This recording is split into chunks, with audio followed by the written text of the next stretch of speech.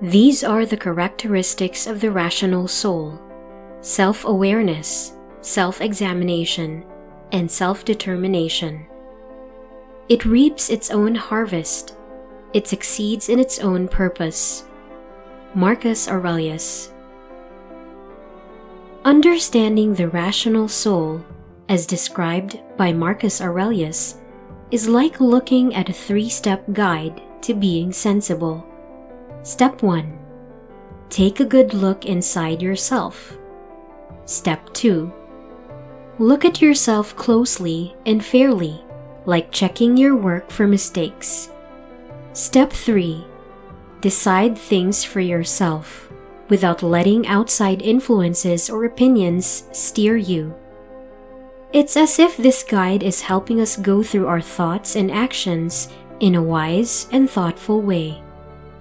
This is like an instruction manual for being smart about how we contemplate, feel, and choose, ensuring that we're in control of our own minds and actions, leading to a wiser us and a wiser world. Don't act grudgingly, selfishly, without due diligence, or to be a contrarian.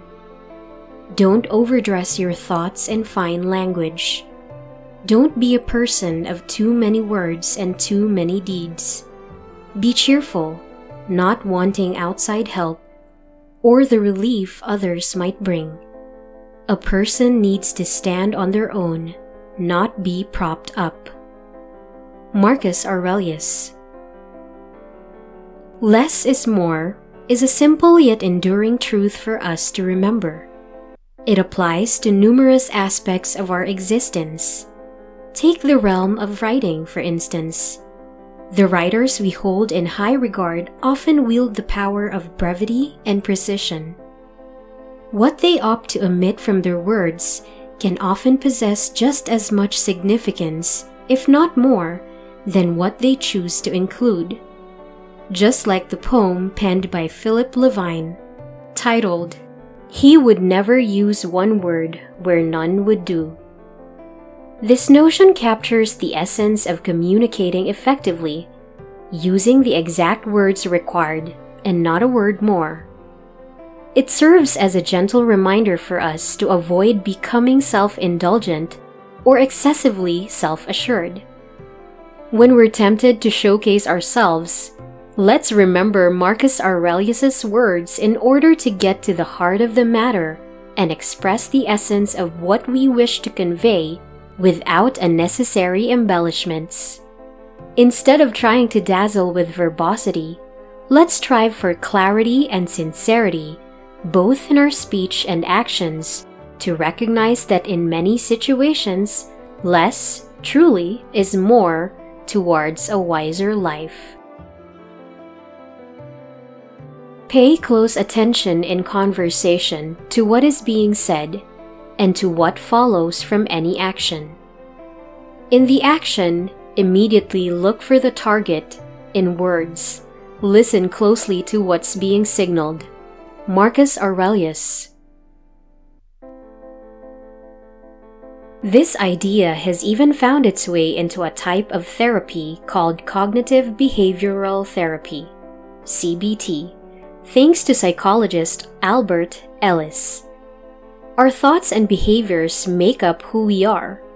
CBT helps us see if we have any pieces that don't fit well, like negative thoughts or harmful actions, in order to create a bigger picture.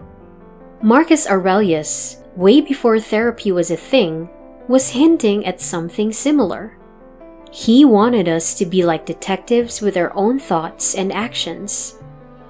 Are our thoughts causing us problems? Are our actions leading to outcomes we don't like? To change these patterns, we need to first see them, just like we need to identify the wrong answer before we can replace it with the right one. Above all, let's pay attention to finding patterns and connecting the dots to achieve a life that is not only better, but also wiser. Do away with the opinion I am harmed and the harm is cast away too. Do away with being harmed, and harm disappears. Marcus Aurelius. Words, those tiny building blocks of language, are like chameleons, changing colors depending on how we look at them. Just how a single word can mean something really harsh or completely innocent. This is also pretty much similar to how saying things in a teasing way can feel different from saying something mean-spirited. It's like there are secret doors hidden in words that lead to different rooms of meaning. Marcus Aurelius tells us that if we believe we're being harmed by words or actions, that belief itself causes the harm. But if we do otherwise, the harm disappears. However, it's not just about others' words. It's also about how we interpret them. It's like we wear different glasses to read between the lines of what people say. If we want to feel less hurt and more happiness, we should be wiser to see others' words and actions in a less hurtful way and not let our emotions run wild.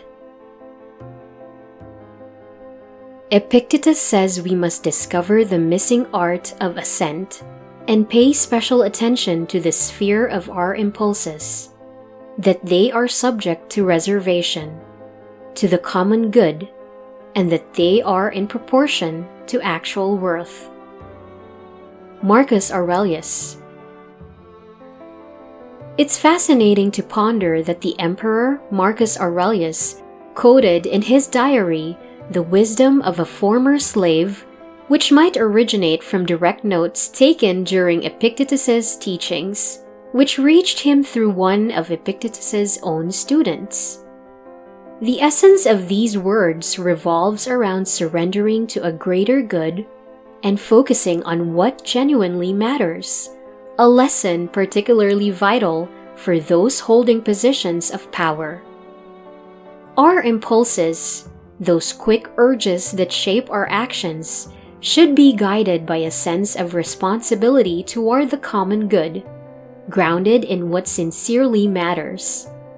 In a world where influence often shapes the course of events, these teachings remind us that, irrespective of our place in society, the ability to learn from every individual and circumstance is of immense worth.